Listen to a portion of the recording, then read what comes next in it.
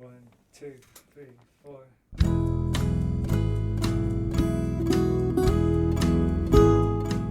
Hello, you're listening to the Skylight Books podcast series.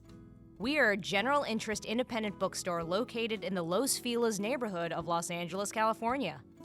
This year, because of the coronavirus pandemic, we've had to close our store and cancel in-person events. But Skylight is your neighborhood bookstore, and we are finding ways to create community even while we're far apart. In the coming weeks, we'll be putting out lots of new audio content to help you discover new books, connect with authors, and check in with your favorite booksellers.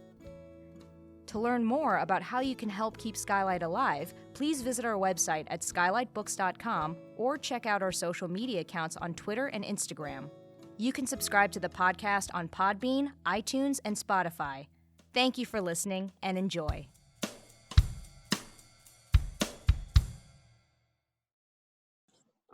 Hi, Jenny. Hey, it's good to see everyone. See you.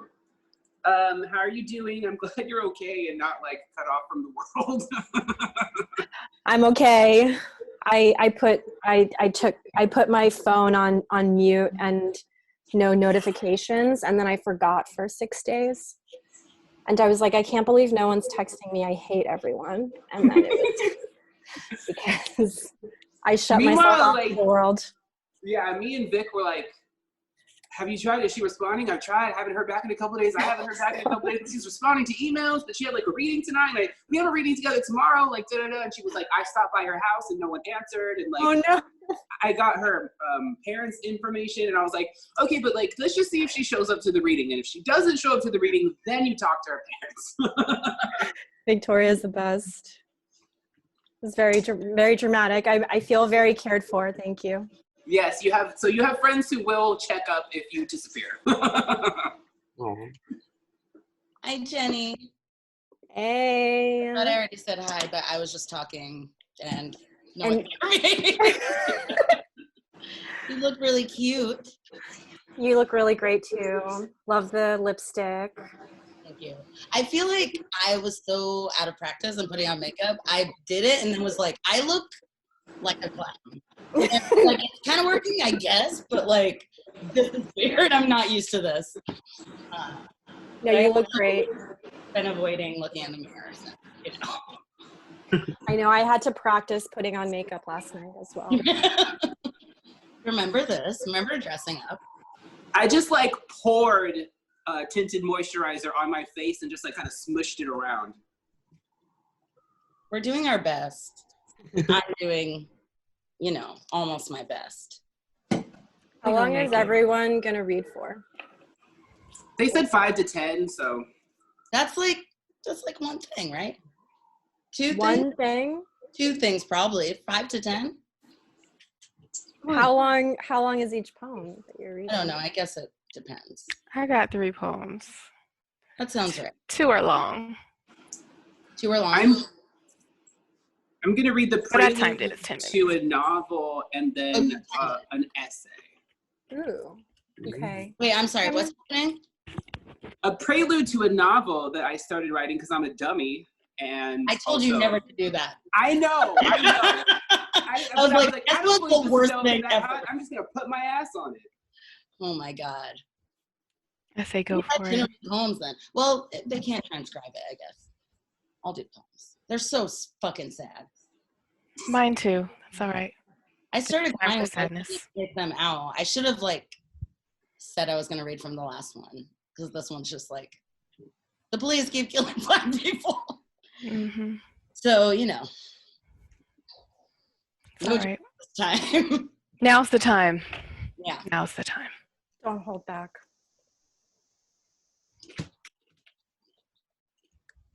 All right, so we got about 200 people in the waiting room here. My neighbor said it was sold out. Sold out? How's that possible? 'Cause we can only host 500 people on Zoom. Oh, shit.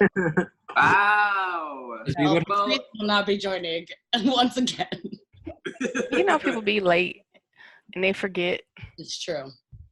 Yeah, the registration's Honestly- going to stay open so people can register even if they Oh, can't get in. right at the Like, beginning. honestly, what day is it? What is the day? You know, what time is it? I have no idea. I Uh, have no idea. the 20 Thursday, right? Is it? It's Thursday the 28th, and it is now 7:35 Mountain Time. Ooh. All right, you guys ready for me to start letting people in? Yep. Yeah. Yep. My mother's in the waiting room, and she's like, "They're not letting me in." They're like, "Mom, please stop touching me." Please. Oh, I'll let her in right now.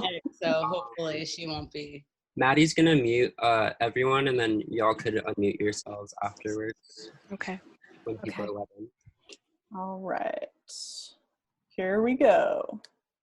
Hang on to your butts. I don't have one.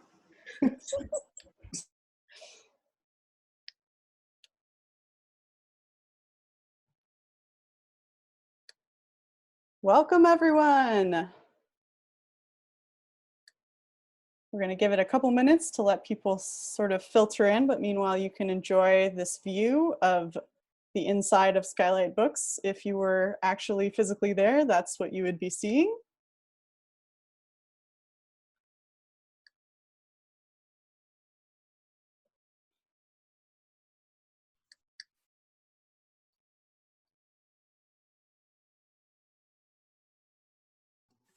Just want to give you guys a little tour of Zoom. So down at the bottom, you'll see a little icon that says chat. We're going to ask that everyone communicate via the chat box. You can chat to everyone or to someone. You can do a private message if you'd like. I'd like to point out we are recording this. We haven't decided yet whether we will be releasing it as a podcast episode, but keep your eyes on our social media for that. I also want to point out in the upper left-hand corner of your screen, you'll see a little red box that says live. That is a live captioning service. So if you want to see a transcript of the conversation, click the little drop-down arrow there and select View Stream on Otter AI. So it's an AI service that's transcribing as we're talking. It's not going to be perfect, but it will get most of the things. So you're welcome to use that.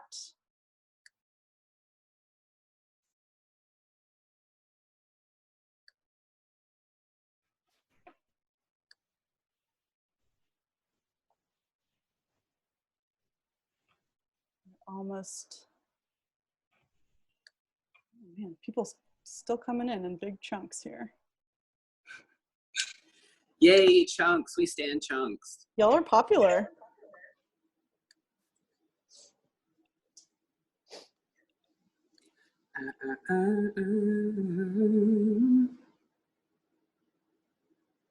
Yeah, this is a star-studded audience.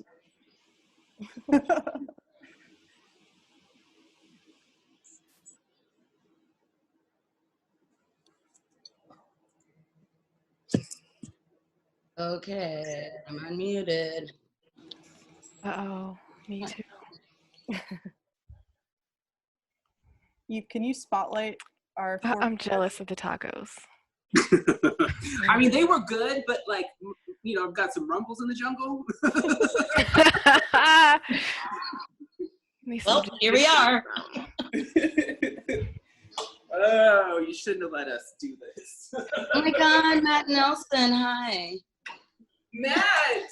Matt, I miss you so much. Me too.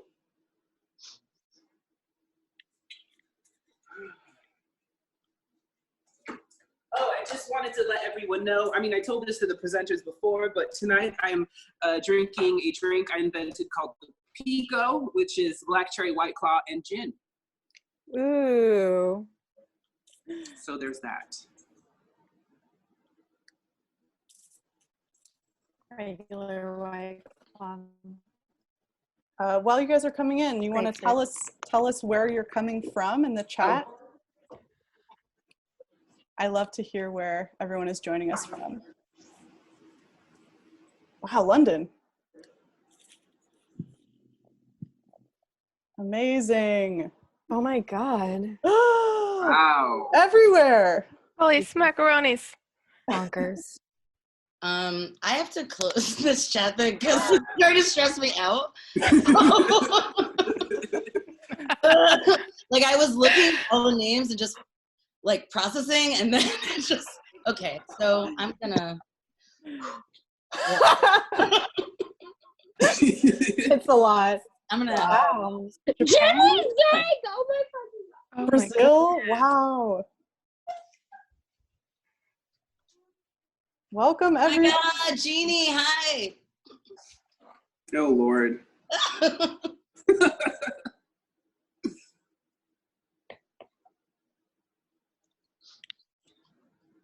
All right, I think we should get started. There's still people joining us, but there's a lot of us here already. So I'm gonna hand this over to Eve. He is the host tonight. By the way, I'm the events manager at Skylight. Sorry for just being the talker. But yeah, Eve is gonna host, and he's gonna start introducing our wonderful poets. Oh, look at that. Wait. Eve, where did you go? Come back. You're muted. You're muted. Hello. Can you hear me? Yes. Yeah. Okay. Hi, everybody. My name is Eve, and I'm a bookseller at Skylight Books, an independent bookstore in Los Angeles, located in the neighborhood of Los Feliz. Welcome to our online reading series. I'm going to put some links in the chat. Hi, So Mom. that y'all can follow our socials and look at our calendar. 1 second.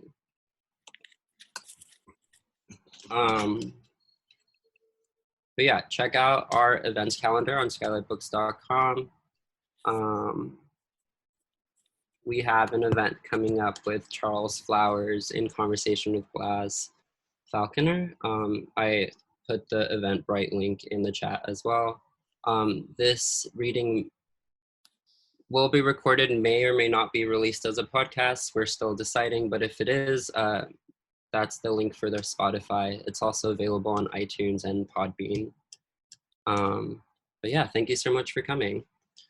I'll read Jenny, Tommy, Morgan, and Khadijah's bios, and then they'll go ahead and read. We'll have like a little chat, and then we'll do a Q&A. Jenny Zhang's debut story collection, Sour Heart, conjures the experience of adolescence through the eyes of Chinese American girls growing up in New York City, and is the winner of the Los Angeles Times Book Prize, the Penn Robert W. Bingham Prize for Debut Fiction. Tommy Pico is the author of the books IRL, Nature Poem, Junk, Feed. Originally from the Viejas Indian Reservation of the Kumeyaay Nation, he now splits his time between Los Angeles and Brooklyn. He co-curates the reading series Poets with Attitude, co-hosts the podcast Food for Thought and Scream Queen, and is a contributing editor at Literary Hub. Morgan Parker is a poet, essayist, and novelist. She's the author of the young adult novel Who Put This Song On, and the poetry collections Other People's Comfort Keeps Me Up at Night, There Are More Beautiful Things Than Beyonce, and Magical Negro, which won the 2019 National Book Critics Circle Award. Parker's debut book of nonfiction is forthcoming from One World. And finally, Khadijah Queen is the author of 5 books, most recently I'm So Fine, A List of Famous Men, and What I Had On, by Yes Yes Books 2017. She is the assistant professor of creative writing at the University of Colorado Boulder and serves as core faculty for the Mile High MFA in creative writing at Regis University. Her 6th book, Anodyne, is forthcoming from Tin House in August 2020. So it's available for pre-order if y'all are interested. But yeah, thank you so much for coming, and I'll let y'all take it away. You guys, we write too many books. I just have to say, we just write too many books. We just have all these books. We need to stop. We need to let the other girls have a chance. Never stop. I'm happy to retire. All got enough of me. Okay, I think I have the pleasure of reading first. So is really cool to get to read with my friends and heroes. I'll try to make it fun and joyful, as I know it's been a really bad week and a bad month and a bad year and a bad lifetime in a bad world. But we'll see. I'm gonna read 2 poems from my baby first birthday, which came out a few weeks ago from Tin House. And this is called Why Would You Ever Be Friends with Her? You must be desperate, or one of those people who actually look forward to more segregation. Honestly, that's everyone. Beep. Everyone under the spell of beep supremacy only gets hard if power is present. You're one of them, aren't you? You're hot for tax evasion. Your granddaddy's an oil baron, yet somehow you're solidly middle class and still collect $5 from everyone when you pull into an hourly lot. Euphemism is the only erotics you've been known to practice. Do you dry up and go limp when someone calls for accountability? You've never seen yourself paired up with someone like me, essentially a poor person would taste. No one said so, but I can tell my family is why everyone else moved away. I've always wondered, but never asked, is your charisma a marriage between being born lucky and finding a way to still be damaged? Shirley. I was just excited to see Shirley. Is your charisma a marriage between being born lucky and finding a way to still be damaged? The endless hours of nobility and lack of struggle must really rot the mind. Your dimpled ass doesn't make me cry. Your bad acne doesn't warrant a solo show. What can I even say? The worst day of your life looks exactly like one of my best. The time my father brought home Carvel ice cream and the whole fam ate it with our little wiggling toes. Can you even imagine? I haven't really gotten to know. So cute and geniusy. I'm gonna read this long poem. Forgive me if you have heard it before.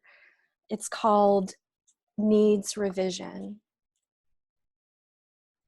A story of the monkey who was inside that woman, and when she met that man who fucked her without asking about pain or pleasure or desire or terror, he was really fucking the monkey inside of her, who told her to stop. If only we all had a monkey, but actually, no. No to wanting someone else to do the work for us. No to wanting someone to feel our pain. No to thinking everything can be outsourced. Someone has to feel it. It might as well be me. Just because I've let monsters love me doesn't mean I get to hit whoever I want. And yes, I want to hit everyone. Around with my fists by my side, like a spring I knock down everything around me. The horror is always the same. What fell were the flowers, leaving just the ragged hedges, the immovable trunks of trees. Everything ugly remains. The bleeding is just on one side. The same people care and the same people don't. I don't know, man. Was I wrong to assume I was straight? What else was in me all along that I never nurtured? I point out sadist after sadist, but don't know how to look at myself, while all around us are people who don't know until someone calls for a boycott and someone else with no disposable income promises publicly they won't spend it. I honestly don't know how to scare the fuck out of him. He has too much money to care. It sucks that even white girls can't get justice and the rest of us are supposed to keep writing about the time someone put their hand up their legs, someone put their hand up our legs, the time someone put something else up something else. It's just holes, it's just ugly appendages, it's just an orifice, it's just someone's entire history of violence. It's just going dead inside for 1 to 7 minutes. It's just sleeping in unwanted sperm. It's just someone's parent who knows their son and he would never, never hurt anyone. It's just marrying someone who has offshore accounts in the Seychelles and using bitcoins to buy more land in Puerto Rico. It's just writing on Instagram, best decision I ever made, marrying this one. Okay, so now no one is afraid to get drinks with this one. He's safe because he married a nerd who thinks she's a 19th century aristocrat. Everyone with secret wealth publicly fetishizes rich people's ideas of thrift. It sucks I'm too violent to be praised by actually powerful people. They prefer the dummies who feel sorry for all the Roman Polanski films they can't stream anymore on moral grounds. They'll only retweet that article about how women are monsters too. I mean, get fucking real. Did someone with this level of professional achievement actually agonize for 3 weeks over watching that scene in Annie Hall where Diane Keaton cucks Woody Allen so gracefully and deceptively? I once saw a group of future men going their own ways actually praise the movie as if it weren't the nightmare they wrote their manifestos against. Hashtag goals for a white supremacy that outlaws any dick stiffening outside of vagina. The followers of Thor's hammer can't get enough of these sideways Asian cunts. They worship Odin, but they can't get hard unless there's a chink around. I guess it's true women are so powerful that a single drop of cum landing anywhere but inside our wombs would destroy Western civ. Can anyone resolve then how a single drop of unwanted cum can make my friends and I actual survivors? I would never call myself a survivor just because that skinny little pencil dick went in and then fell out. Too skinny, I screamed. It hurts all the more thanks to all the unused surface area. How did both of us come away from that thinking each other was the Nazi? When I was 14, I actually prayed for someone to rape me. How was I supposed to know what that word meant? How it would actually feel? It was the fastest route to attention. All the other ways I was broken count. How was I supposed to know that nothing counts if you're a woman in pain? How was I supposed to know that the more I talk about my pain, the more white people literally profit? How was I supposed to know then I was already eroticizing my trauma in order to seem luckier than the girls I knew who talked in terms of disfigurement? Are there any women left who haven't cried on tape? Every time I say something, a man I've never thought about even once in my life lets me know how it makes him feel. This is one of the best strategies to get me to think about you. What a fucking prison it is to be inside of this femme mind. I wish it could end right here. But actually, pessimism is more than sane. This body has never been touched consensually. Are you kidding me? Exploitation doesn't just stop because I started doing mad push-ups and worked on my core. I hate this reality, but neither will I just die, okay? I will live. I will bite my tongue until it's gone. Not to make any kind of point, though it is true, one way to seize the means of production might be self-mutilation. It might be suicide without a note, no warnings on Facebook, no threats on Twitter. Just go away. Let the paper write an obituary for someone who resembles you. The dead don't laugh. They don't have unfinished business. They aren't salvation for the living. They are dead, dead, dead, dead, dead, dead, dead, dead, dead, and deserve at least some rest. I am going to read a new poem that is not available anywhere except for all of you wonderful people who are here now. And I've never read this out loud before, so let's see how it goes. And then I'm done. This is called I'm Not Like You. You just like me because I'm actually interesting. All the years I didn't know that were rough for me. Wasted so much time thanking useless people just because they have floor to ceiling shelving and natural light in every room, a car in a parking garage to take them to the peninsula. The history of married men bored of jerking off into their own hands definitely precedes me. Our flesh isn't any softer. We just moisturize and care. And the sheen from fighting makes us glow really. Having something real to fight against is pretty hot, you gotta admit. You and your spouse think it through. You hate me and my friends who address the world from the vantage point of, loins, feelings, a fucking heart. And don't you ever forget that it takes practice to access what you demolished. When you see us, you feel something for the first time. You act like you aren't that turned on. The shit that gets you hard is a debased topic, and you prefer to keep your pages clean. Read critics who describe our ideas as rousing, spirited, important, brave. You live with someone who sanitizes everything, even before this and definitely after. Listen, let your pussy breathe for once in your gut life. It'll be easier to come if you don't smell like flowers. My friends and I, we smell like we've been outside. We sweat through the sheets and take the bus to the beach. We want to play in the waves at the end of the islet. You'd love to rub up against me in person one day, wouldn't you? When I tell you about that photographer, you say you're sorry. Women like me have to constantly deal with men like that. But I know when you go home later tonight, the details from my dumb story are what keeps you going. No one has ever really wanted to fuck the person they've merged assets with. That's why I'm not surprised to know you imagine me constantly, don't you? Underwear bunched down by my ankles, flipped over onto my stomach. You wish you knew me better, like really, actually knew me back then when I thought that I was so disgusting. It turns out I have always been interesting. Not that I expected you or your blood family to admit everything about your fantasy life comes from women like me. Every single time you forgot your earthly problems, felt your flesh as starting point, dreamed real, legit dreams, you better believe it was me.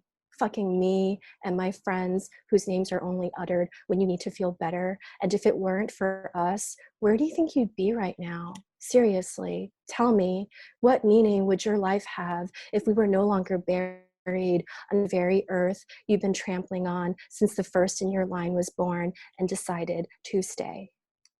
All right, I'm done.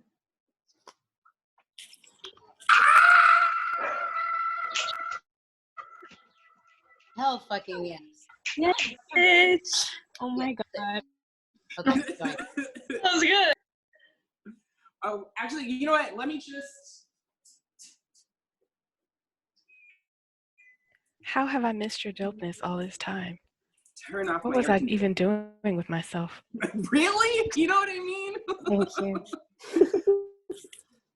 Oh man, you know what? Tin House is killing it right now. I just have to say.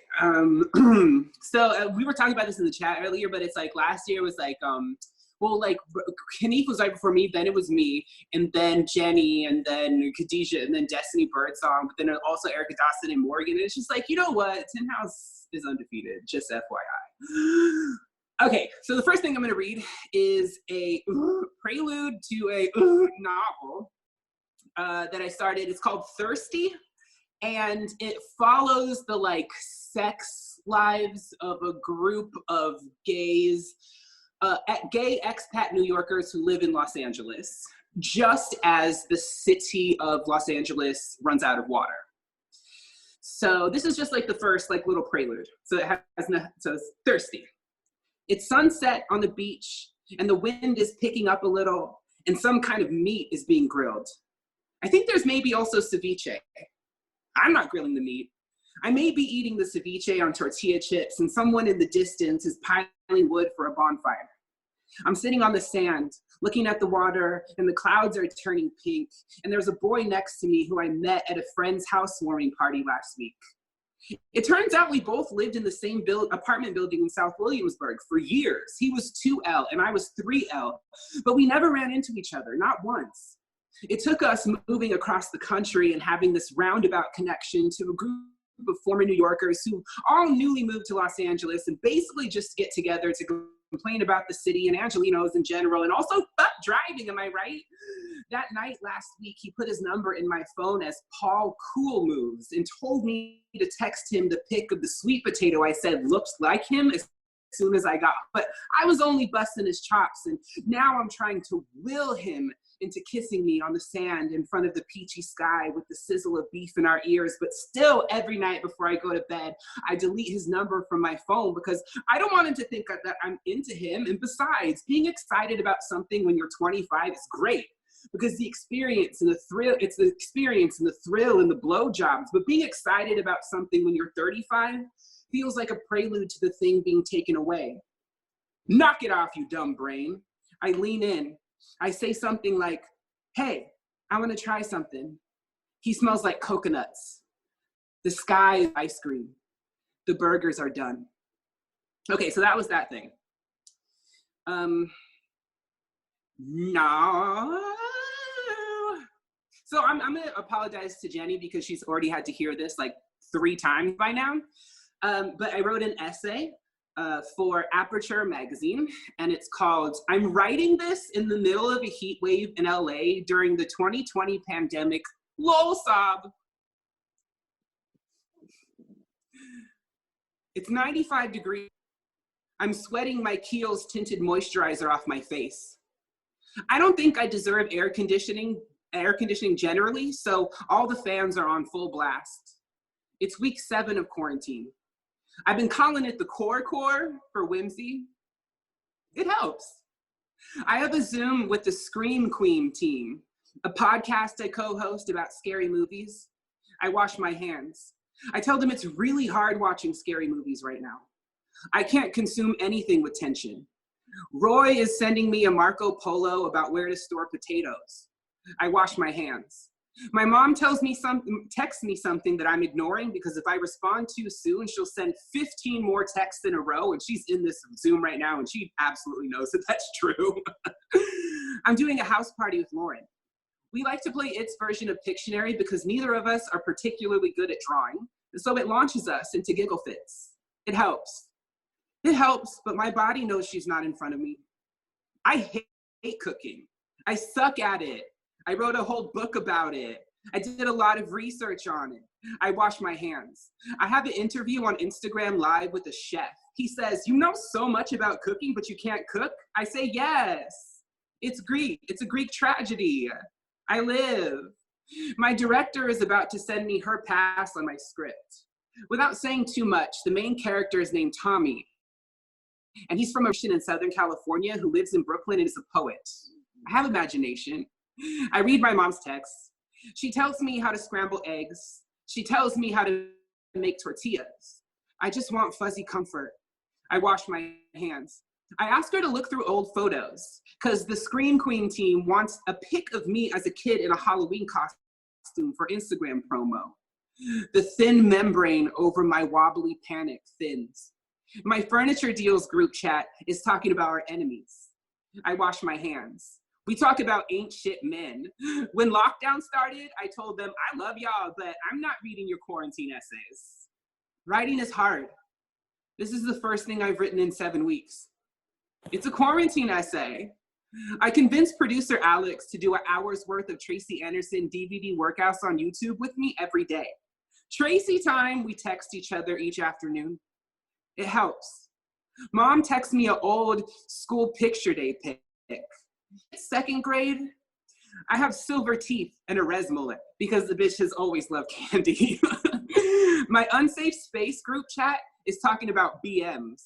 My Hail Paymon group chat is talking about Midsummer. Again, text me a picture of Papa in his Wild Bunch jacket. My house party with Marcos and Tazba, which we call House Party Dolls, is tectonic in laughter. Then it ends. I'm in my living room again.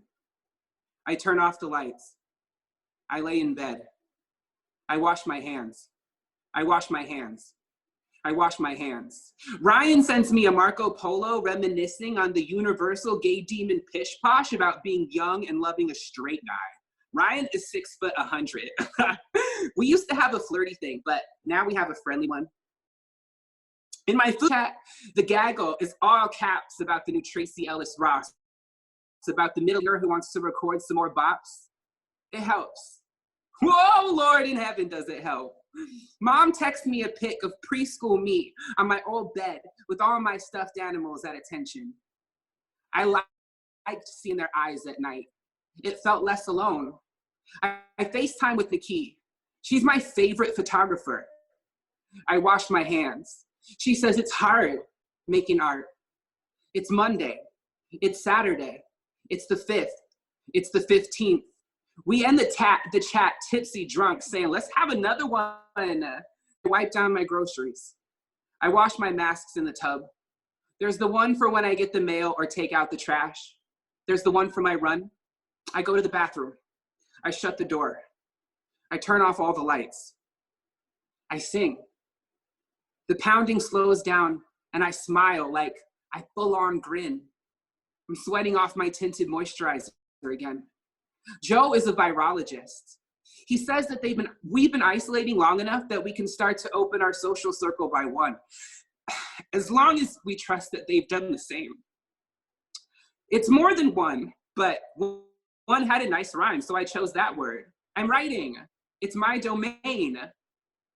Morgan is my +1. 3 Janet Jackson songs to walk to her house. Her dog barks a lot, but Shirley likes me now. I want to cry. I'm in the same room as someone else, as someone I love. Mom texts me a pic of her and grandma at the table playing guitar. These aren't what I think of little me after bedtime, sitting in my sleep shirt in the doorframe, listening to mama and grandma making music in the other room. I'd feel like this, comforted, and mama would lift me back to bed by herself. I wash my hands. I Zoom my therapist. I do cry. It helps. It helps.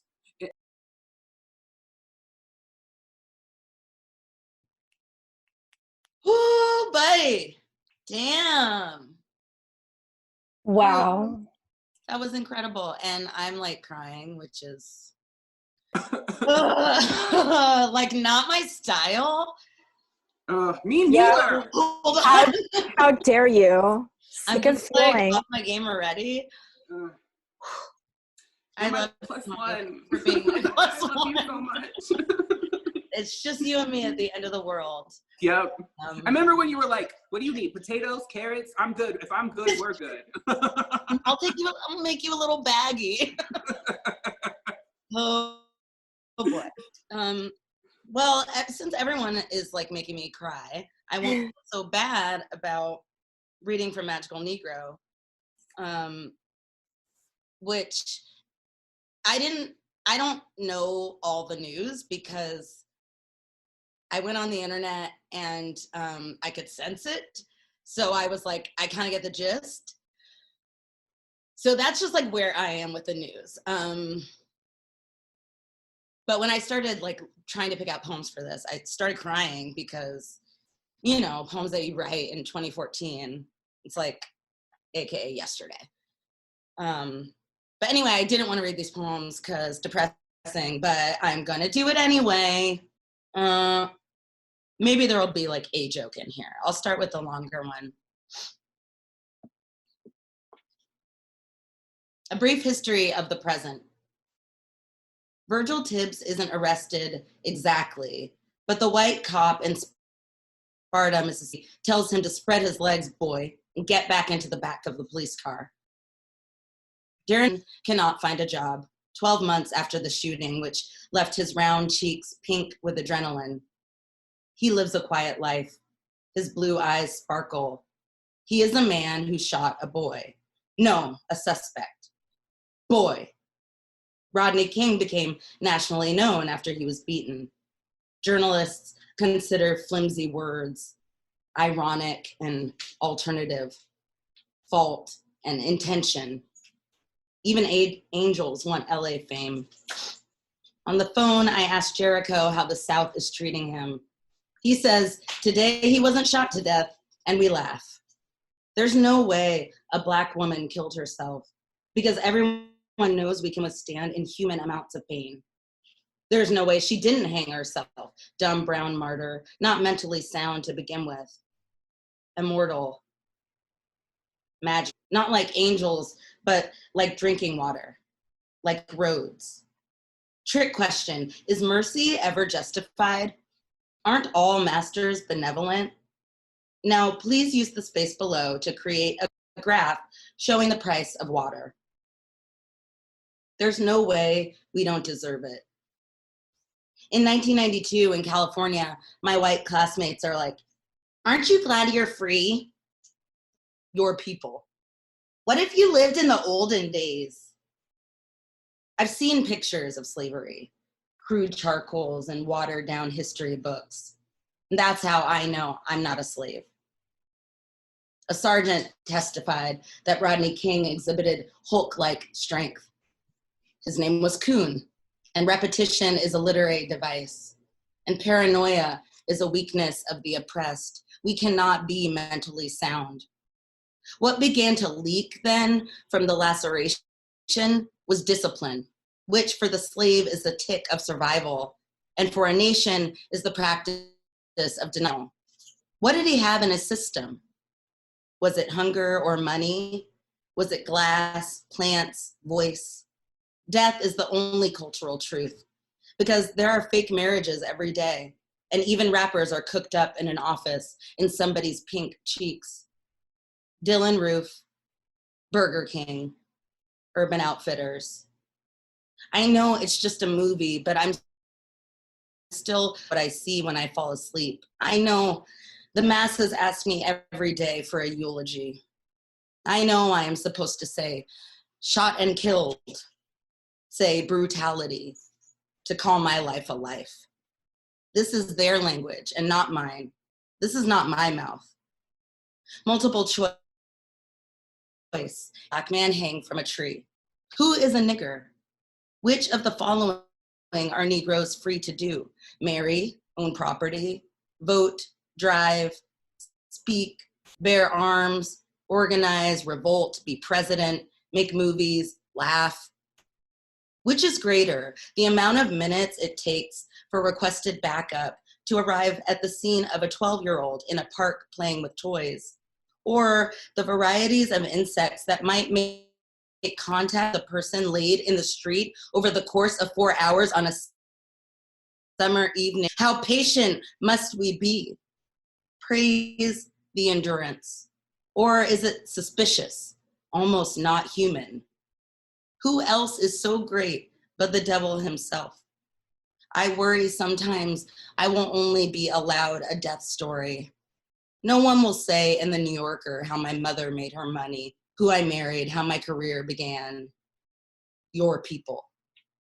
The death story is just a name folded into another name. My name might be a list or a hymn or a body, an investigation, a year, a lineage. I might become an autopsy. And the reason won't matter, only my understanding, my swallowing of my rightful place. Tectonic plates clicking like a jaw, and stubbornly, like history, my mouth becoming their mouth, speaking who I am.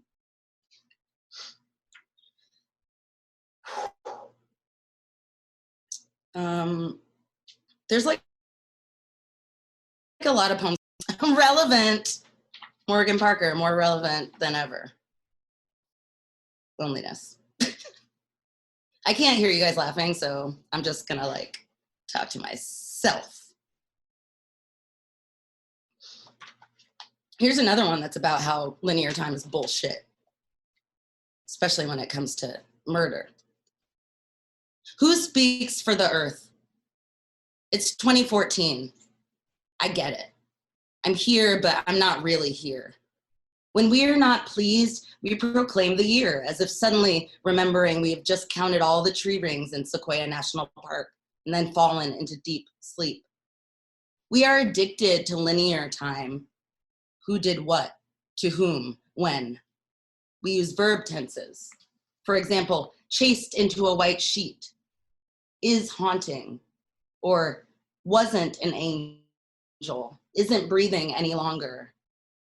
We make a lot of trash, but whatever. There is a particular way in which we are always in awe. It is 2019, and still I've always had bad dreams. I have been blowing in this breeze so many nights. I mourn my other selves, my stupid body in the dirt. This ritual tide myth, this indictment I rent, my stupid body stiffening on a dark road, my stupid body and my stupid memory. You speak, I say the word return. I never learned the word escape. I say, oh my God, I am speaking to myself for my pleasure. It is motherfucking 2020. We say we cannot believe it. Nothing belongs to me. Sometimes I'm like, please, please, please, please, please. I kiss my mom at the airport and I kiss the soil. You speak. I am afraid to stay here. The opposite of space is the ocean. They are both my beginning. There's this life of sage and piano. I speak, I ruin. What else?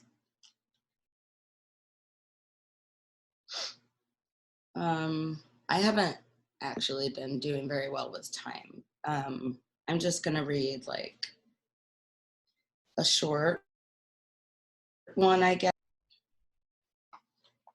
Read forever. I would prefer not to.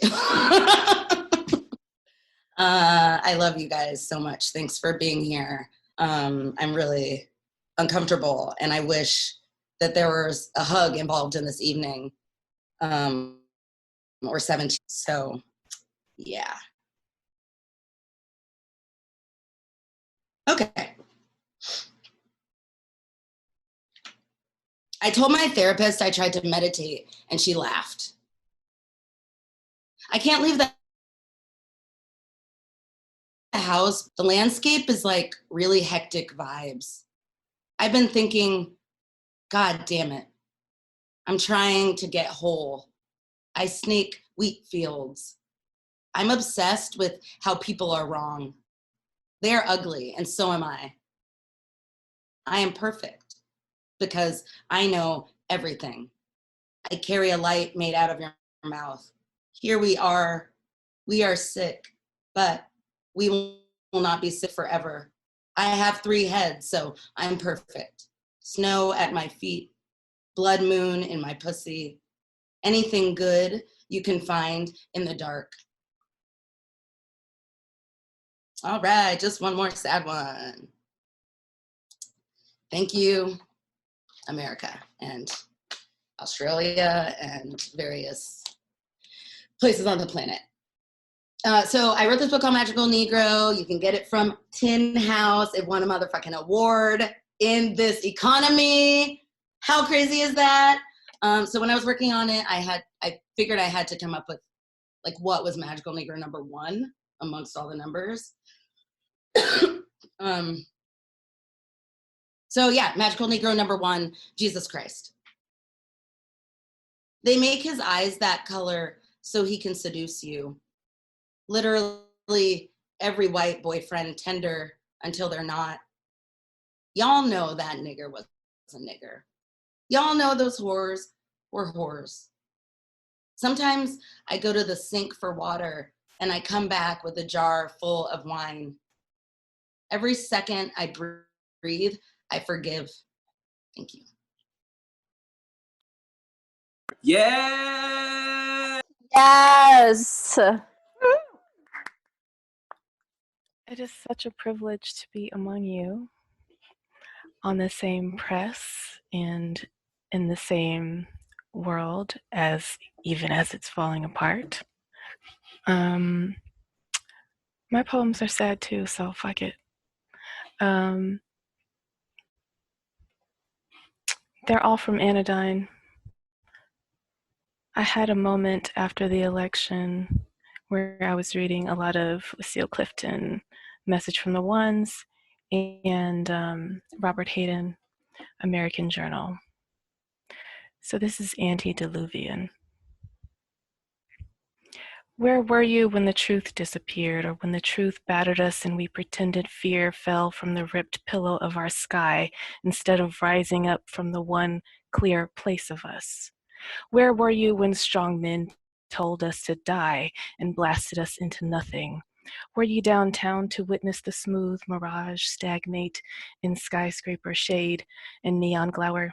Did you hop a bus and clutch a cold center rail, the sweat of your palm making you slip as if at sea? Were you at sea in memory, gathered into lyric, your body pretending any era was a safe one?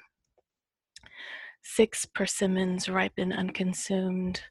Mayfly wings flash their iridescence in the dark. Nothing works. By swallowing alarm, you scrapped what you knew near plaza fountains, ultra anonymous. Now an arrowhead sharpens the blood under our flesh. Low to the ground, a sea of tamarisks. You claim millennia led to the false obelisks, led to what severs the head of connection in the time of least. But we only ask that you not kill us. Double life. Last night I split a bottle plus a glass of white, a clear Cali Sauv that woke me, then put me to sleep. Obviously, this was written before the pandemic.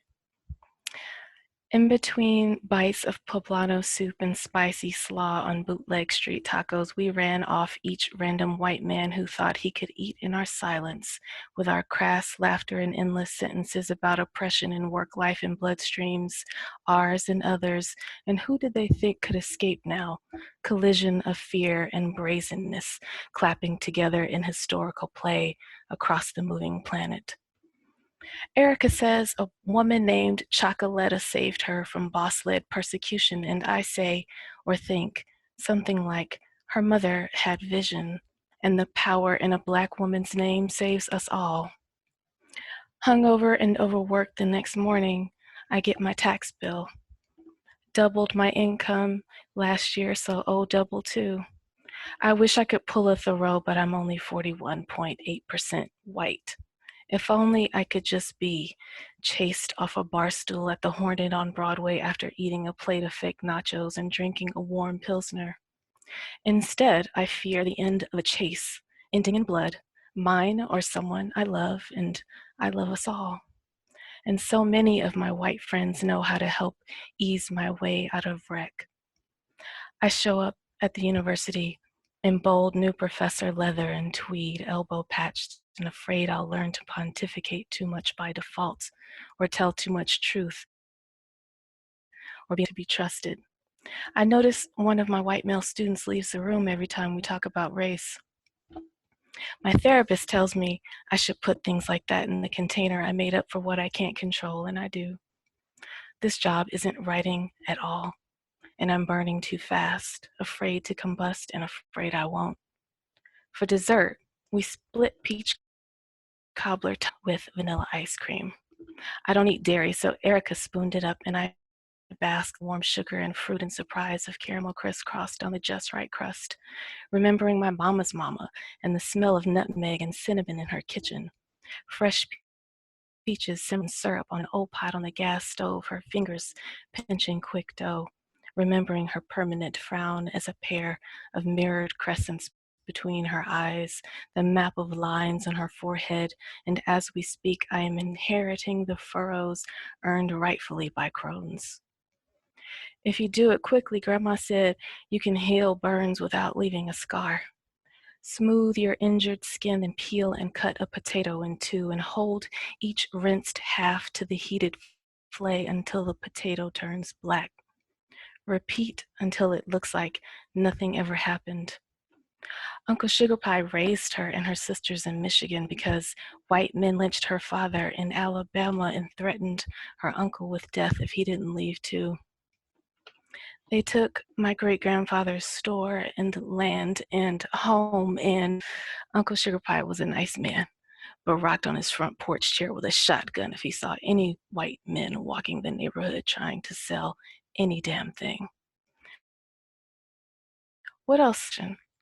I think about that in the ecstasy of a sweet peach, in the irony of death, theft on indigenous land, and the violence of language. In every space I enter, and I think I am losing everything but my mind. I certainly am paying for the trouble, and we split all that liquor, so now our whispers mean to get loud. Yes, now you have to listen or move the hell out of the way. All right. I don't know if I can read this one, y'all. We gonna see. I ain't got no Kleenex. All right, we gonna find out.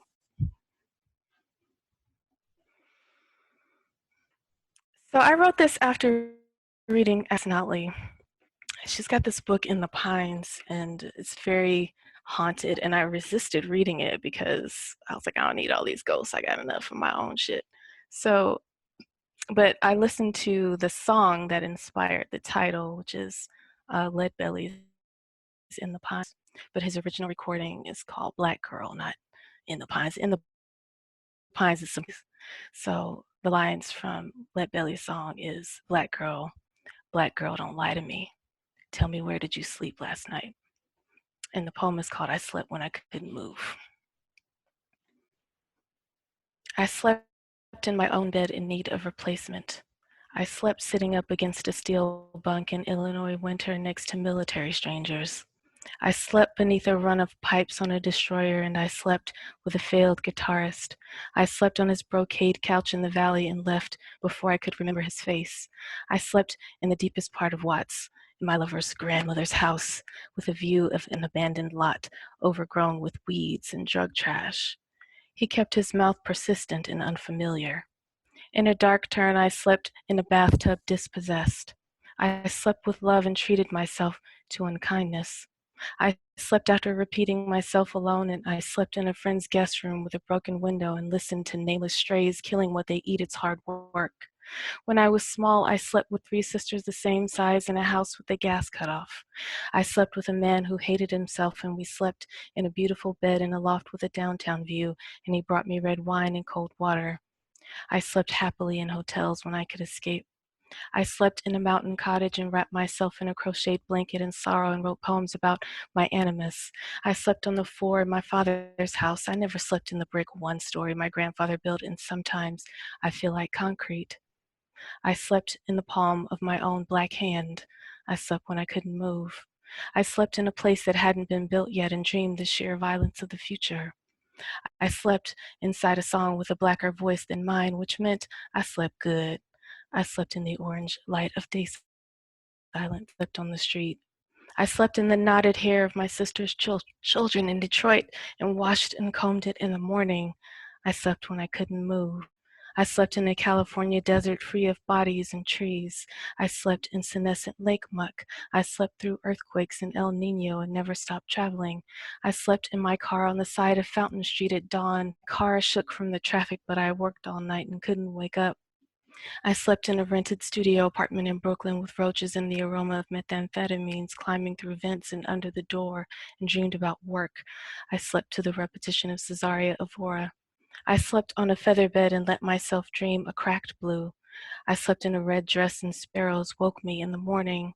I slept in a black dress and saw a hawk in my grandmother's magnolia. I slept where I was born and a rude wind pushed me into exile. I slept in the infinite arrangements of Prince's instruments.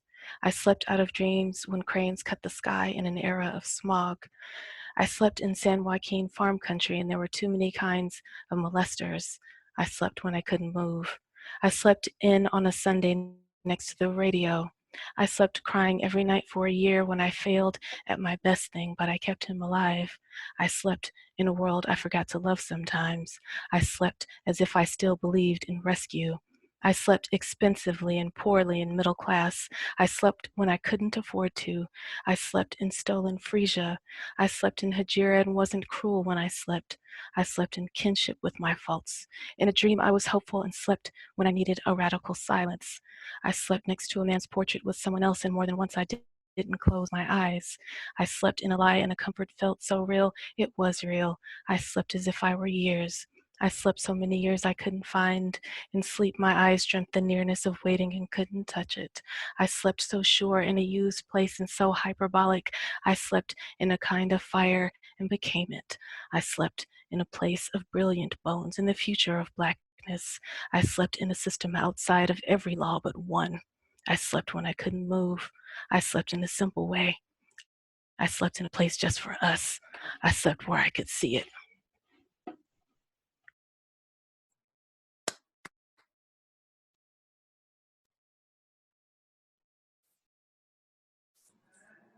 Speechless. Amen, sis. That was beautiful. Thank you. Yeah, also, we You. said this on the Instagram, but welcome to the family, man. This is a really Love. good. Love y'all. I love this book so much. Thank you. Thank you. Incredible. What do you do now? I don't know. Y'all could talk with each other, but we could also open it up to questions if people have questions and want to type them out in the chat. Yeah. Wait, I have a question. Khadijah, what's your pub date? August 18th. August 18th. Good. I just had to write that down. Thank you. I mean, you know, like I've read with, I think we met at AWP last year. But I think you know, that's right. Yeah, and like I've read with Morgan a bunch and with Jenny a bunch, and it's just, I mean, the privilege was, I mean, I cannot believe this is just, I am so excited for this book. I'm so excited for this book. Thank you so much. I teach your book all the time. Such a fan. Listen, if you ever need me to Zoom in any of those classes, I'll come in. I don't care. All right, I will hold you to that. I will do it. I mean, like Morgan, I did it you for Morgan's too. class. Yeah. All right. I was teaching your poems last week, Khadijah, and I was like recommending one of your books to one of my students, and I went to my shelf and I came back and was like, this lady has written a shit ton of books. Like, what is Khadijah up to? I'm just real quiet. Yeah, exactly. I'm like, she really just like hunkers down and then on the low has 15 books. I love it. I mean, but like I said at the top, like we all just keep writing books. I think that's important. I really am not like into the idea, and I know some people are, and that's fine. And some people say this, and I love them. But you know, write the fucking book. Yeah. If you got something to say, say it. Yeah. Say it as well as you can, and you know, write the fucking book. There's a lot of books out there. We might as well flood the field. Exactly. So, if you don't, other people really fucking will. And correct. A lot of them don't have good ideas. So correct. But I also wrote it in feed. I was like, I grew up, people dying, you know, cousins my age died, people younger, time to sit on a book. I don't really. I'm just, it has to come out now. I don't necessarily believe that I have a future. So like, it's got to come out now. That's right. Tommy and I have talked about this before. It's like, I mean, that is like a cultural thing, right? And I don't know, like not with every white friend, but I have found that is a lens. I mean, taking your time is a privilege, right? Angel Nafis, I tell you what I don't have time for, but I don't have time. And that's exactly it, you know? You know, y'all, I started writing books the same time I was pregnant with my son. So I became a poet and a mother at the same time. So I would run in between breastfeeding, working, and cooking and cleaning and all that other shit, and dealing with whatever asshole dude I was dealing with at the time. So writing is precious to me, and I was doing it every day for like 6 years in a row, every day. But that's because I had shit to say, and I didn't have time to waste. So, and I learned how to write books in my MFA program. I love writing books. It's my favorite thing. So why am I going to hold them in? It's true. And all of your books are so different. they're so different, and they all really like, I don't know, and in none of them do I feel like you're stretching your own voice. Like they're all your voice, and Thank there you for saying are many voices. I fucking love it. I love it. I'm curious about like what the story is behind the latest one, and like the generation of it, and like the completion of it, and all that kind of stuff. Yeah. Well, it did feel like End of the World when what's his face, Orange Gargamel, got elected. I just felt like I can't say his name. I just felt like the hope was gone, and I feel like I was seeing the world end in that moment after that kept happening, like this constant moment of destruction that he has wrought. And I had to write through it, and at the same time I was dealing with, you know, some of y'all know what I was dealing with in 2016, but like it was just some real jacked up things, and I was very angry and very sad. So it's a lot of like apocalypse shit in there, and but also like being really tired of taking it, really tired of just being proper in one's grief or anger. So fuck that too. I feel that. Yeah. I know you do, Morgan. Y'all give me courage. I have to say it. Like Tommy's book, I didn't know who Tommy Pico was, but the book came across, and I really can't say how it came across, but like I read it and I like fell in love with it immediately, and I was like, this is the book, and I've gotten every glass in. And then Morgan came on the scene with this. I don't want to call it a sparkle, but it is kind of a sparkle, but it's like a sparkle of like, hey, shit's fucked up, let's have a drink. And Yep. Have I not said those words many times before? And I just love your poems, and I appreciate y'all reading my work, and I appreciate how you are branching out into other genres, and I think that you give us courage. Thank you. I am Jenny, not. holy shit, I didn't even know about you that much, girl. Where the hell was I? Jenny You're has amazing. literally never been proper. I feel. I can tell. There was no change. It's just like. No, but it's awesome. I feel the same as you, Khadijah. Like,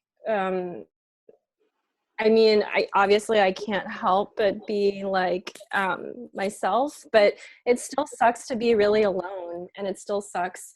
I mean, I know we've all been in those readings where every single person like has the exact same face except for us, and they're all reading in the exact same way, and then you like, I don't know, like you go up and you're just like in another world, and there's like it's the most like alienating experience. And it wasn't until I literally saw Tommy and Morgan read in like some dingy bar in Brooklyn where I was like, okay, I'm not like the only person in the world who is like a hot, interesting, cool writer who is worth listening to. Can we talk about hotness for a second? Because when I started out, because I'm the old lady, right?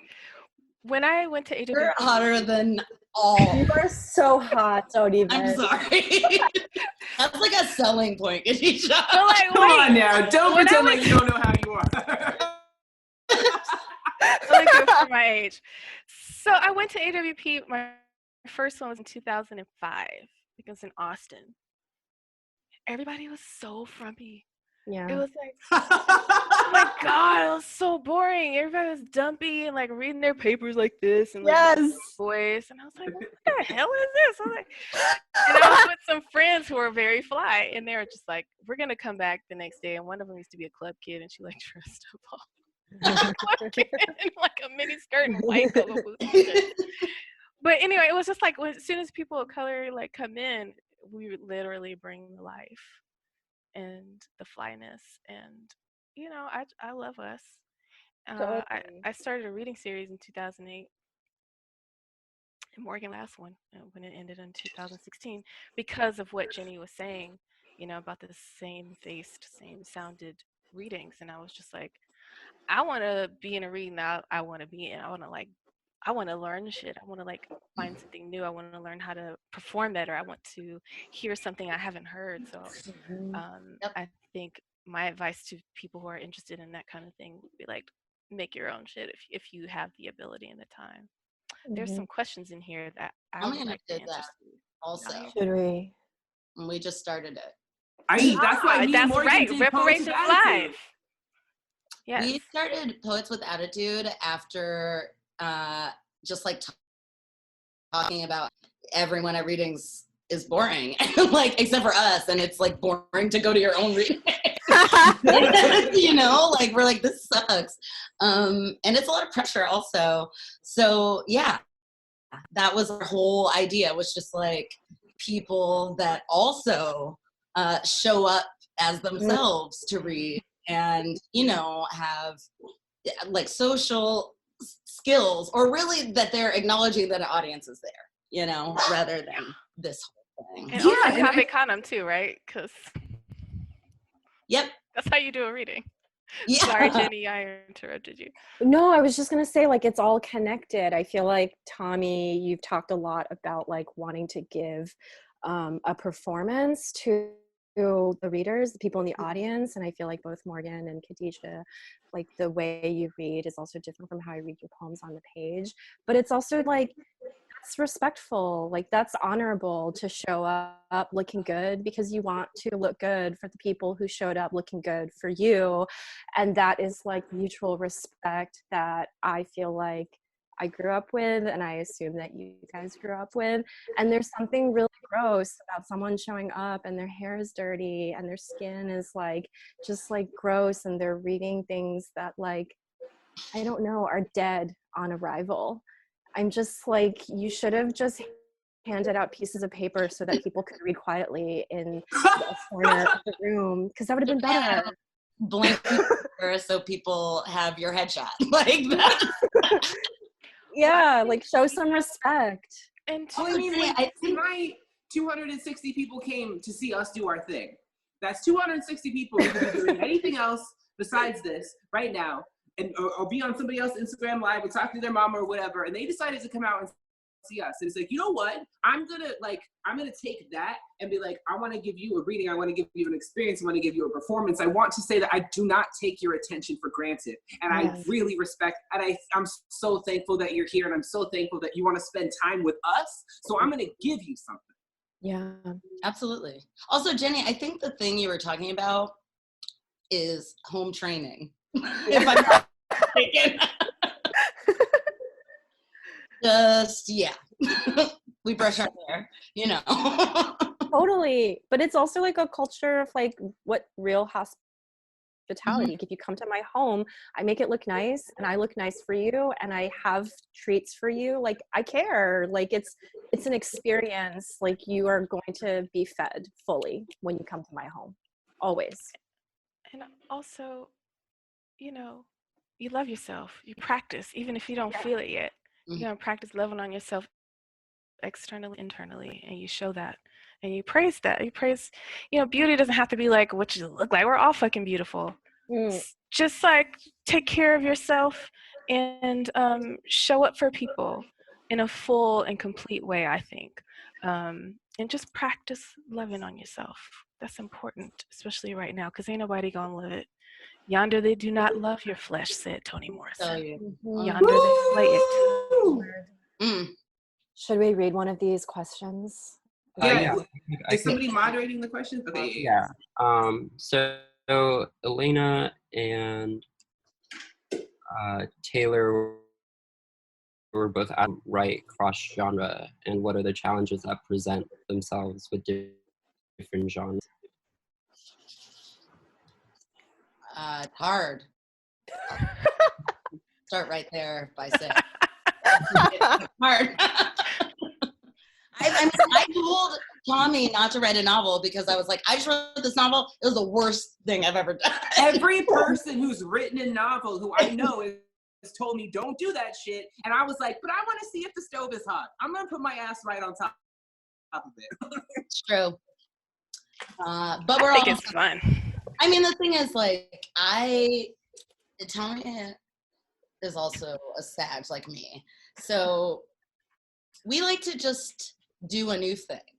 I often wonder, like, why am I doing this thing that I don't know how to do? I'm always doing something I don't know how to do. It's not like I don't know how to do stuff. I could write a poetry book. I know how to do that.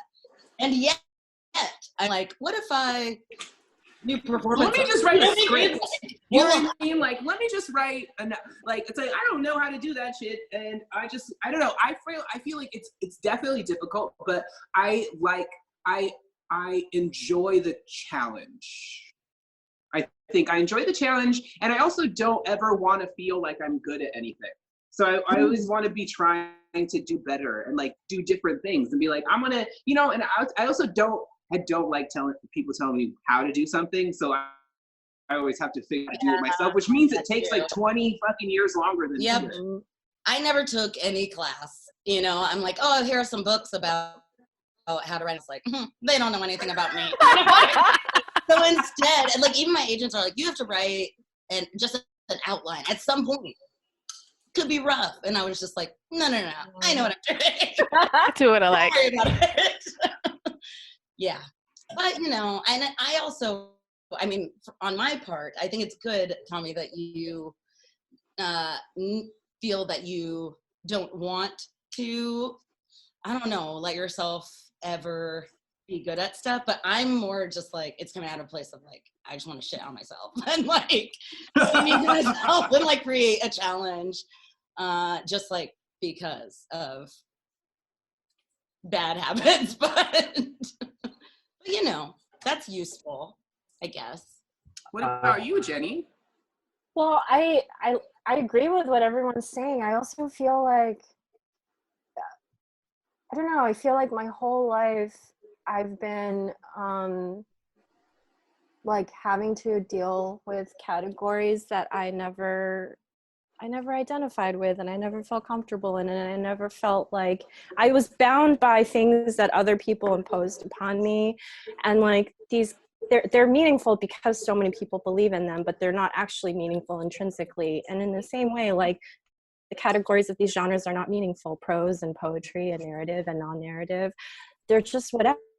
Like we all believe in time is linear and not linear. Like coincidences matter and they don't matter. Cause and effect is real and it's not real. Like it really just, there's just no point in believing in what you've been told. And I think that is one of the reasons why it just never even occurred to me to be like, I'll only write prose forever, or I'll only write, you know, fiction or poetry forever, because there's nothing.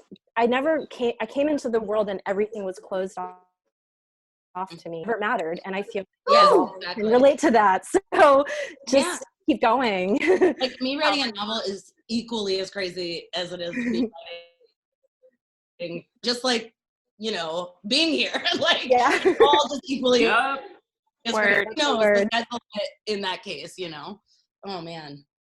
That's really true. I also think, you know, like there's something in that like MFA world that forces you to think about genre, you know, like having a focus or whatever. And I think I never did that until then.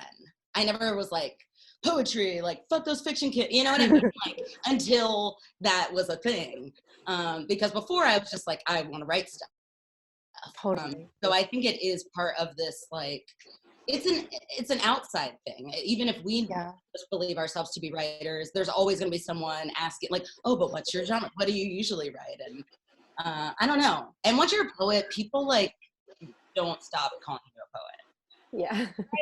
Fiction writer, everyone will call you a writer. Yeah. If you're a poet, like I could write 3 more novels and people will still be like, the poet, Morgan Parker. Just like a thing to call someone a poet. It's just special. Oh my God. This is a comment, Jenny, from Could Emma. I say one thing real quick? Yeah. I just wrote a memoir about my time in the Navy. And like right after that, finished a critical dissertation. So and then that was right after I finished Anodyne. So obviously I like took a little break, but I think that I would, okay, so Chris Abani was my mentor in MFA school. Wow. Yeah. So he taught me how to write books and like to find the right container for the content. I didn't know that whatever that hang-up was about genre, because Chris was like, this belongs in this kind of a discourse. So, you know, I think to follow where your curiosity takes you and let the content dictate the container. Yeah. And stay curious. Absolutely. It's fun. Yeah, it really is. I don't like thinking that I know things, but I feel like curiosity is a thing that I always, like, if I lose that, I'm done. It's over. Like, I want to be continually curious about everything. Yeah. Yep. I love that you said that, Khadijah. I talk about that a lot as like the thing that I learned. You know, I wish I'd known that before, because that was the thing that I learned while I was working in other genres. And I was working on like all genres at once, which was like crazy, but also forced natural as fuck though. Yes, it is, because I can have an idea and then think, well, no, actually, what is the best place for this? I don't have to force it into a thing. Totally. It's fun. It makes me wish I like also could paint and like, you know, any other things, you know, like I want to express in all the ways I possibly can, or at least I have the option, you know. You could if you want to. I mean, it's gonna, I feel like, so like I've been doing house parties a lot, and like they have like a Pictionary thing, and I'm like, you know, they have like, you know, so you draw, and I was like, I got this, and I realized I can't draw. Like I can't draw. I assumed that I could. And only you would realize that at 35 years. Maybe that's just like, not your medium, different medium. I just had to draw a dishwasher, and I was like, oh my God, hilarious. So Delphi's asking, when do you know when a book is done? You just have to say. In my experience, like, well, okay, no, I have two answers. One of them is, in terms of the poetry books that I wrote, I started with an intense obsession that was analogous to a crush. Like I had a crush on an idea, and I worked on it, and I worked on it, and I worked on it, and then one day it was gone, and I was like, I don't have a thing for that thing anymore. After that, like, the editing started, but it was like I had to have a crush on the idea. In IRL, it was like indigenous religion. In nature poem, it was like the coupling of indigenous people with nature. In junk, it was a breakup, being broken up with and breaking up with somebody. And in feed, it was like being friends with somebody again. And then once those, like, and then I developed a lens through which I saw the rest of the world, and the rest of the world became a part of the poem. But then, like, I just felt like I wasn't interested in the idea any longer, and then it was over. That was my experience. Yeah, I totally, just to hop on what you're saying, Tommy, I feel like it's kind of like when you are over like a bad breakup and you're just like talking to your friends nonstop about like this person, how they did you dirty. And eventually you're like, okay, I'm fucking sick of myself talking about this. And then eventually you're like, I think I don't have anything more to say about this. I think I'm done. And that's kind of like the same kind of feeling with a book that's bothering you, that's something that interests you, that you're curious about, and then you kind of plummet to the point where you don't, it's like you're done. Like you said all you care to say about it up until that point. And that could be, for some people that's like 10 years, and for some people that's like 6 months. It could be really any amount of time. I usually overwrite, and then somebody else helps me and is like, cut. Good to know that. Yeah. Akriti is asking, do the writers have an age in mind for the speakers, protagonists of their poems? This is a discussion that I have with Morgan all the time, which is that, like, I've always been 23. I was 23 when I was in 5th grade, and I'm 23 now as a 36-year-old. And that like when I was younger, I was precocious and now I'm immature. True. That's like your soul age. And so that's Teebs. Like Teebs is like forever 23. That's fantastic. My soul age is roughly 60. And that's not the speaker of my poems. It's weird because I'm always like, Tommy, why are you so much younger than me? Like, I'm like the old man in the situation. I mean, come on. I'm not gonna say that the speaker is not a version of me. Like, we're past that, right? Like, you guys aren't gonna be like, the speaker equals Morgan Parker if I say that.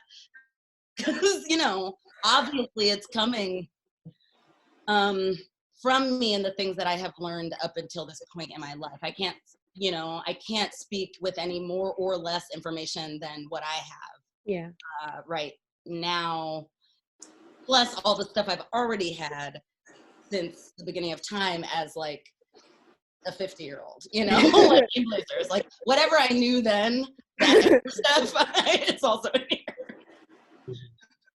Elena's asking, is there an idea that you never feel done with, like an idea that you always come back to, that shows up in different variations?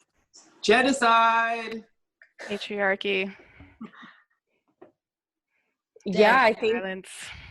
I think the big ones, I mean, the world has never been done with genocide, patriarchy, violence, racist, like until the world heals, like we never will. It should always be in every single person's like art, because that's the world. But I think everyone has like questions they're grappling with, like from the minute they're born until they die. And like Morgan is saying, but you as a person are growing and learning more about like how you're grappling with and them, that's the right? thing that's interesting, because I keep saying, like, am I just writing the same book over and over? The same stuff, right? Like, if you were to like boil it down in one line, all the themes, it's going to be, you know, Black womanhood, mental health, loneliness, the weirdness of the outside world, all of that stuff, but in different ways based on just like the personhood that I'm experiencing at the time. And I think that's like exciting. I actually think it's exciting that we all have like those things that are always going to appear, rather than like limiting, because those things are so large, you know. But you get new vocabularies for them. Exactly. You know, you get new lenses for them. I would be like, okay, genocide, sucking dick, and candy. But then, like, if those the are my big three themes of Tommy Pico. You know what I mean? Like, but then everything new that I consume I see through one of those three lenses. Totally. I'm sorry. I had a white claw. Okay. Harris is asking, when compiling a book or a collection, does the idea for the book come before the poems, or do the poems come first? It depends. You know, I think a lot of people ask that question with I'm So Fine, which is about the celebrities and stuff that I met. Generally just walking down the street in Los Angeles in the 80s and 90s for the most part. And it started out like as a list, like a top 10 list, David Letterman, and then people like them. Like, they're like, I'm gonna write some David Letterman. I love this. It was a Gobbo book. It was really fun to write it, and then I let somebody else read it. This is actually kind of fucked up. I was like, you know what, it kind of is, and then it became a little more sophisticated as a book. So I think it depends on the subject matter. Actually, I wanted to ask you that about Black Peculiar. How did you? Oh yeah, well, I was in art school at that time. Speaking of painting, and I was the only Black person there, and it was just this really absurd experience. So I'm an art school dropout, half an MFA in studio art, and that book came about because I was dealing with that kind of absurdity of racism and sexism, and also like some personal bullshit. So yeah, Cool. I don't know if that answered anything. For me, the idea always comes before the book, but the structure comes after. Mm-hmm. Like, yes. you know, I was like, with IRL, that was the idea. I was like, okay, I muse, and like the idea of like being 2 worlds and like nature realm, natural versus unnatural, and like, again, like junk, like breaking up, being broken up with, and like feed reconciliation. Like, I always started off with the idea, and through that accumulated the book, but like the form, I think, came last. Did it shape, like, did it like change shapes as you were writing? Yeah, well, like, yeah, for example, like Junk, I feel like I was accumulating material for that poem for months and months and months before the idea of it being couplets happened. And that's just because I was reading Garbage. I had read A.R. Emmons, and then also I was like, oh, obviously a breakup poem in couplets. Like, yes, that makes sense to me. But with Feed, it wasn't until, so me and Morgan both did this residency with Alexander Chi called Dear Reader, where we had to stay a night at the Ace Hotel and then write a letter. And then that letter would be delivered to everybody at the Ace Hotel the next week, like during one night. And I started it, and I had been accumulating for Feed for probably a year at that point, because I'd started it in the summer of 2016, then 2017 happened, and then like, and then I was like, dude, I did a commission for the High Line. So I was like, I had all this writing, but I didn't know how it was supposed to be. And then then I had to write this letter, Dear Reader. And then I was like, oh, this is an epistolary poem. Obviously, because an epistolary poem in my mind is so similar to a recipe, because it's addressed to a person, you're giving them directions. And then after that, the structure took form. So it was like idea, accumulation, structure. Like, that's my train. Did you know that you would have book length poems, and did you know before starting each one that they would be book length? I feel like after I started writing IRL, I knew what my thing was. I was like, I know that this is my thing. My thing is like going long. I didn't know how long they would be, but I knew it was long. And then like once I had finished that book, I knew that I had more things to say. And I roughly mapped it out, because at that time I had already started Nature Poem, but I was like, these might land on different, I want there to be thematic similarities, so that once you, what's that? Wasn't it like chapbook at that point?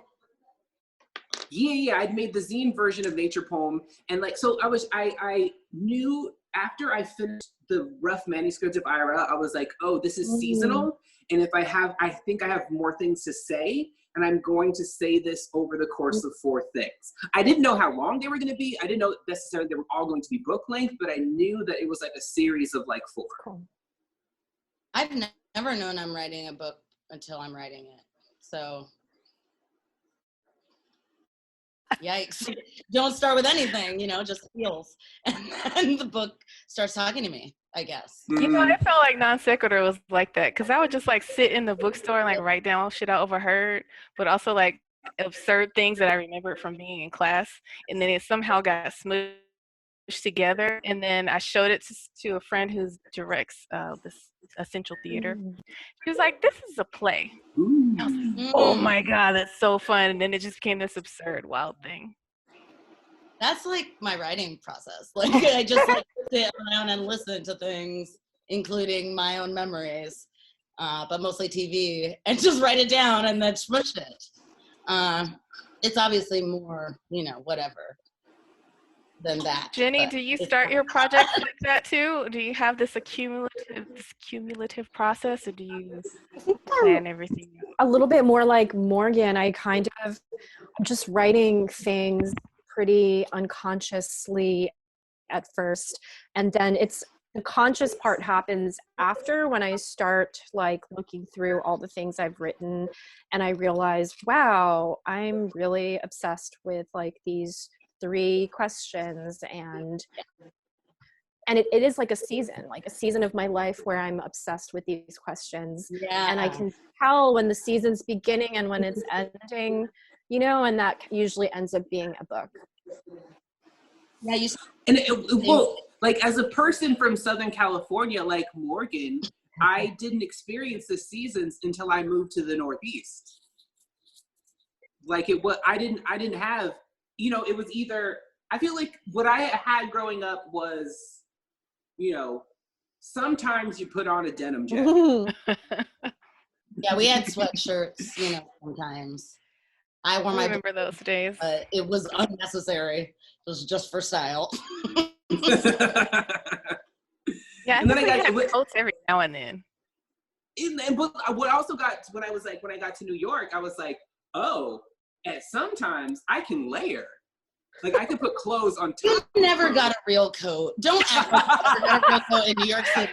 She's telling on you. I'm like, I'm sorry. Because also I mean, I never really got very used to it. So I was always like, zipped up, like, just like a snowman. I looked like a burrito.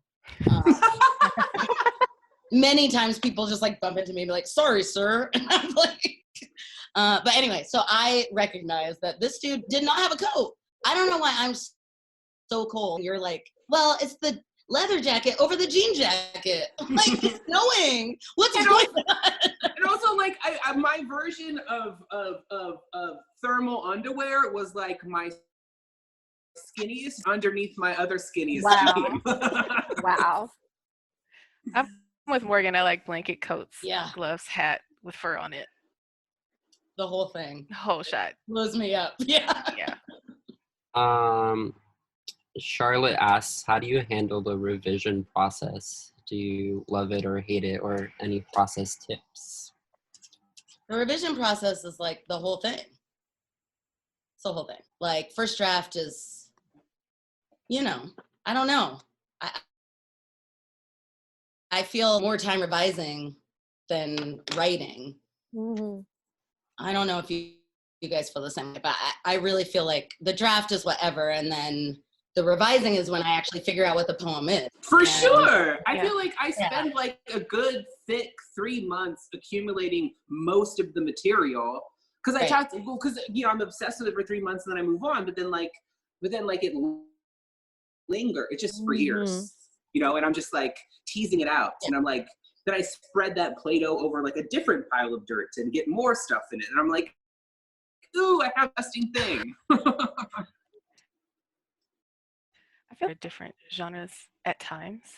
I just wrote an essay about the pandemic that'll be out in August, and I wrote it in one day, and it was during finals week. It just came out because I was worried about my sister because she was sick in New York, and I was just like crying watching the news and writing this 12-page thing.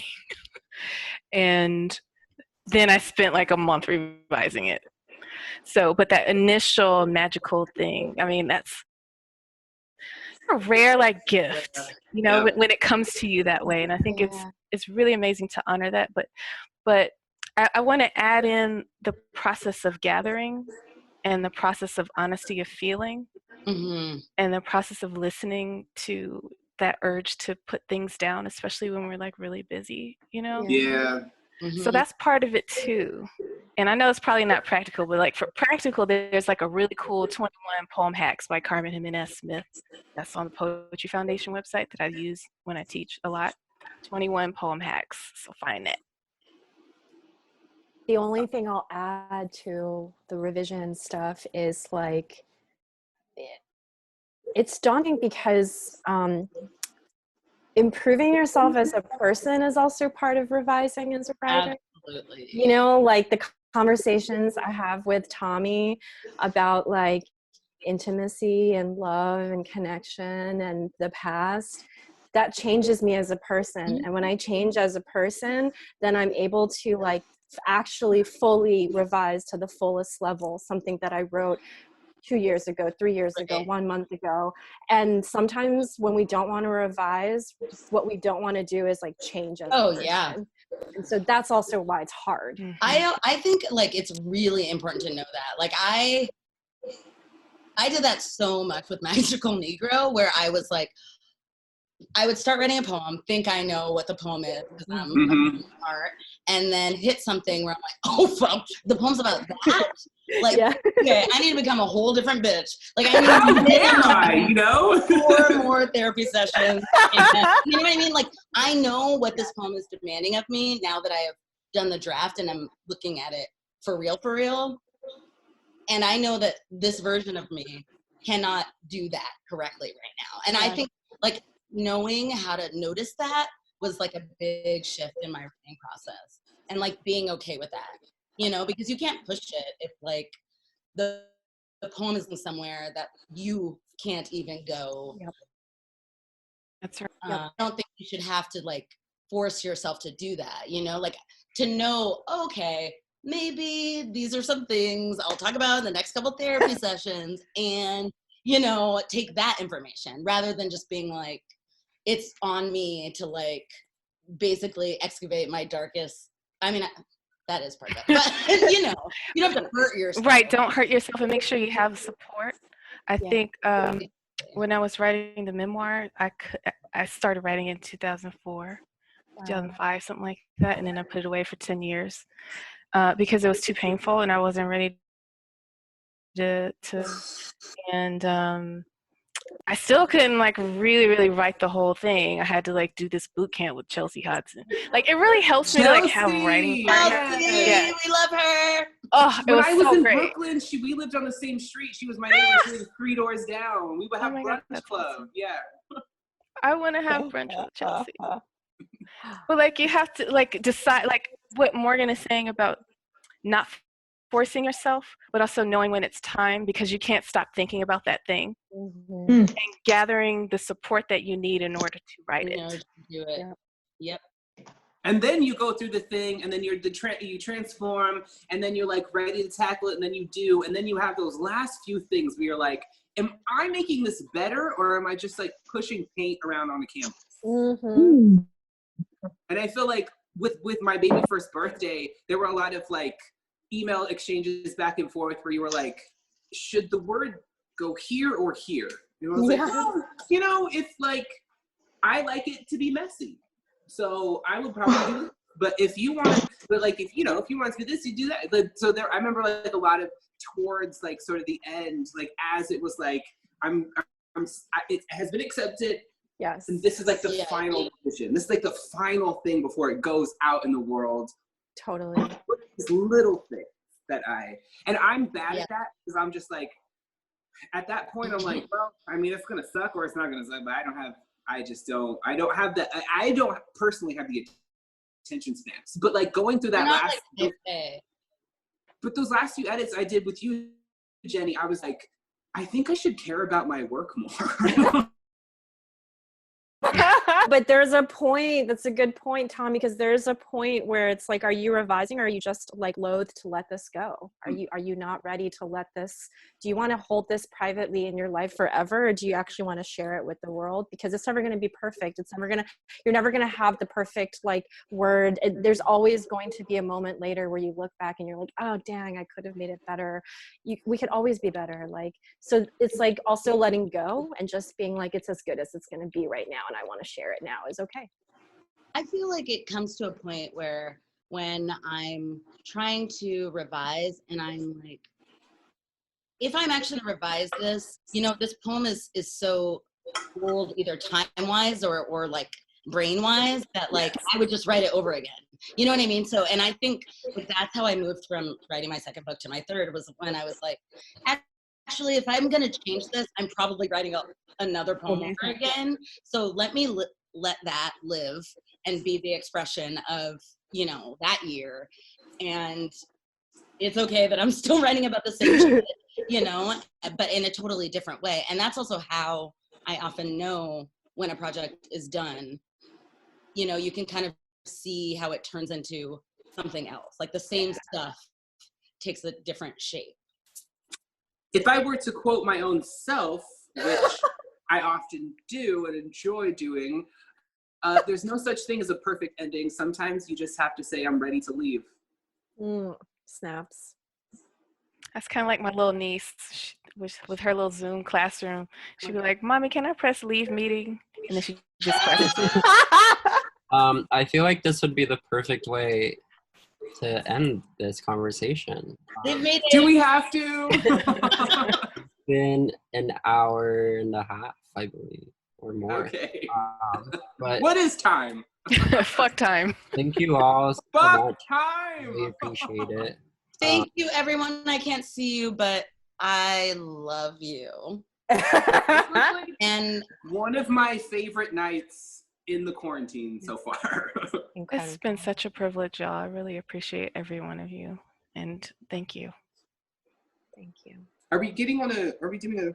Yeah, we're having a drink on a separate. Okay, right.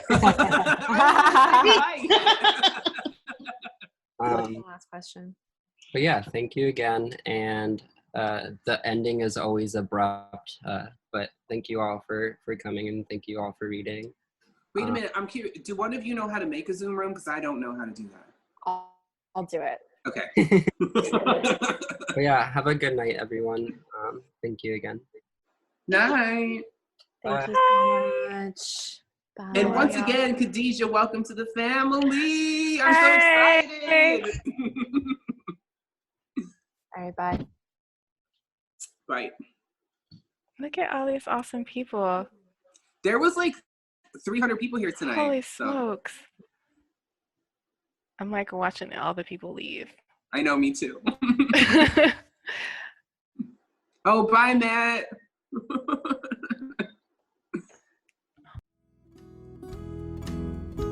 Thank you for listening to the Skylight Books podcast series. Please don't forget to visit our website at skylightbooks.com and make sure to follow us on Twitter and Instagram. Also, don't forget to subscribe to this podcast for more author talks and bookseller conversations. You can find us on Podbean, iTunes, and Spotify. Stay safe and healthy, and we hope to see you back in our store soon. I see